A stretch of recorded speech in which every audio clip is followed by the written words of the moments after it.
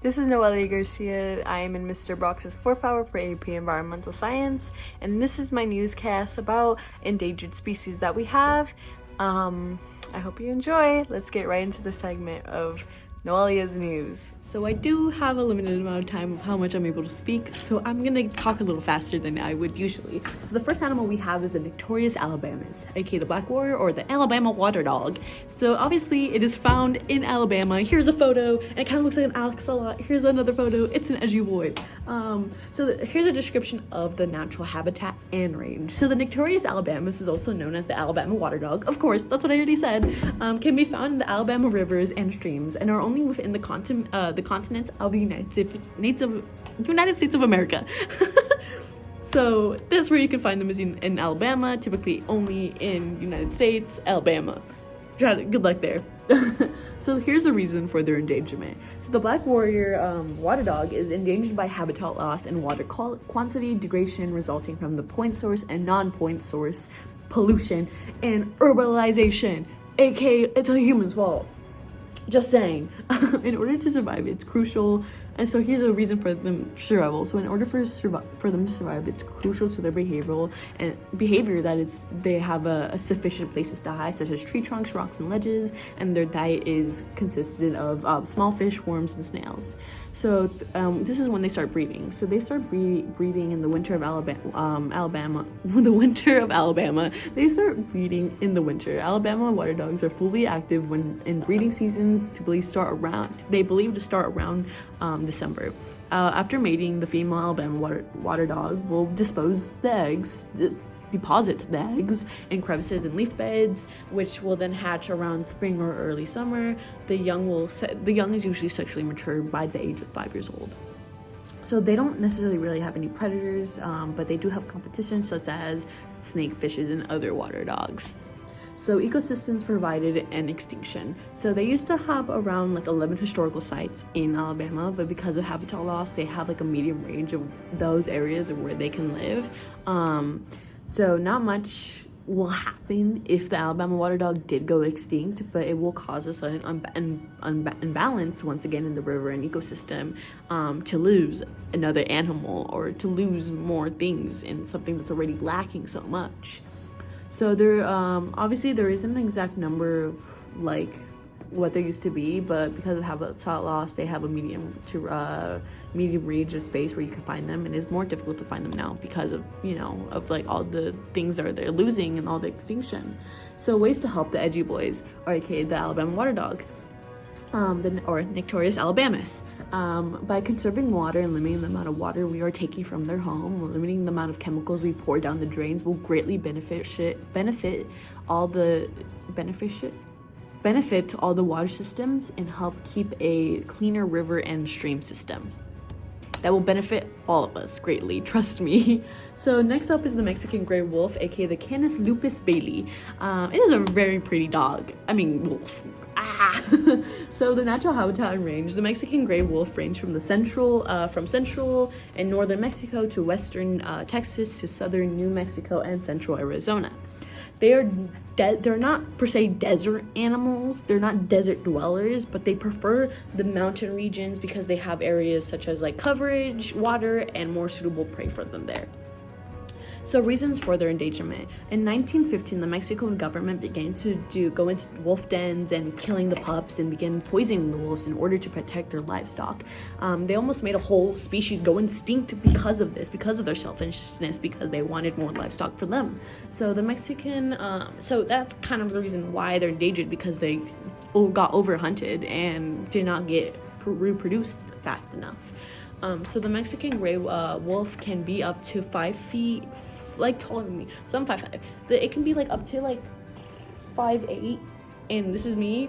From the tip of their nose to their tail, they're bigger than the German Shepherd. And if you see a fat boy German Shepherd, I work with dogs, so I have a clear description. I will try to insert photo.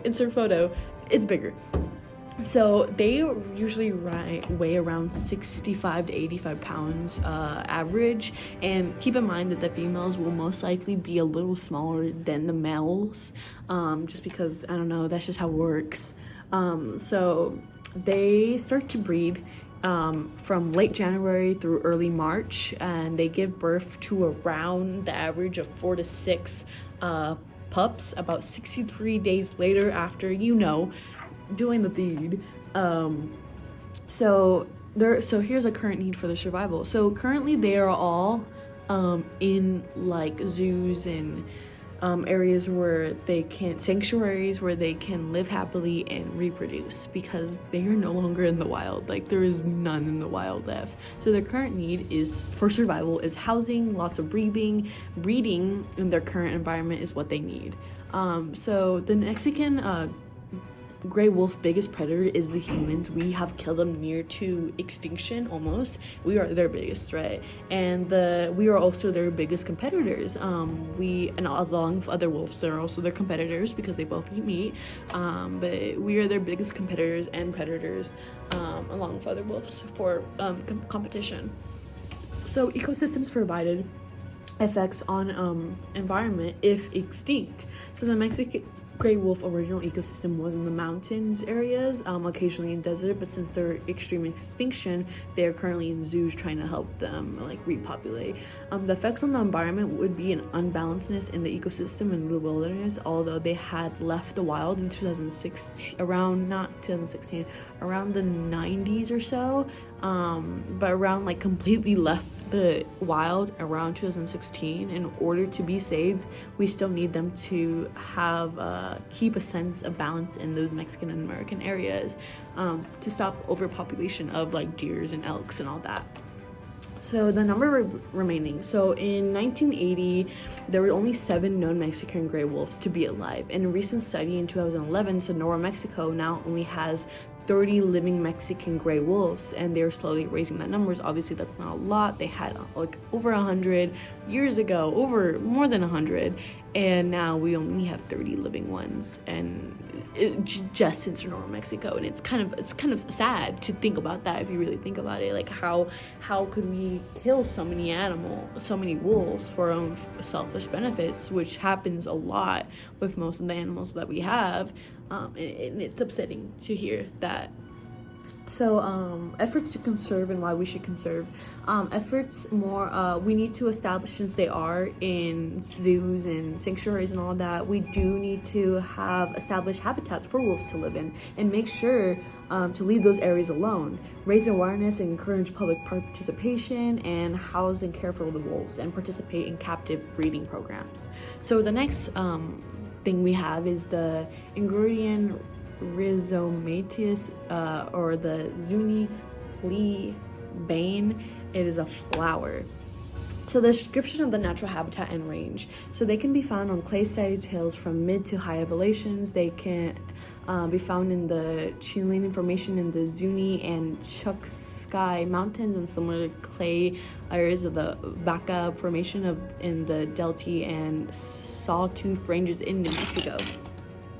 So reasons for endangerment. A reason for their endangerment is because of the uranium exploration and off-road vehicles and livestock trampling that like goes into that messes up their soil and all that stuff. And so a description of them is they're around like 2.5 to 4.5 diameters tall, and their like flower heads are like 13 to 16 centimeters wide.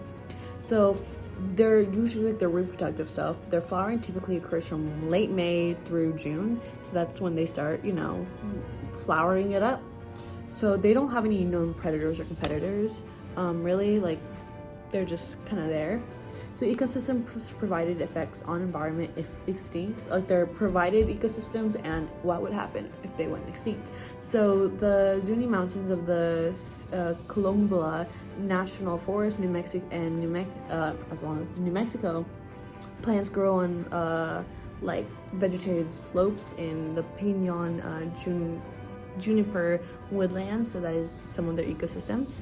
And so nothing too drastic would happen if this flower did go extinct. It would just provide one less source of food for some animals, but it would still be greatly upsetting to like lose another plant because of uranium and over like just going on the flowers and trampling So numbers remaining, I couldn't really find necessarily numbers that were remaining, but there wasn't a lot. Like, it was a significant decrease when I was looking at all the paperwork. So there's not like an exact number, but they used to be like a whole bunch, and now it does have like once again with the wolves and all the other animals, a medium range of where they can be at, or where you can find them.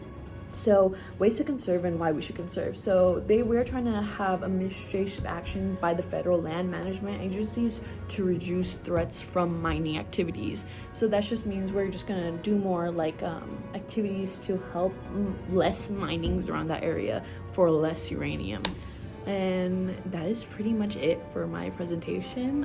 I hope you enjoyed. I have all my links down below in the description, so if you would like to check those out and have a more thorough research, I recommend. Thank you.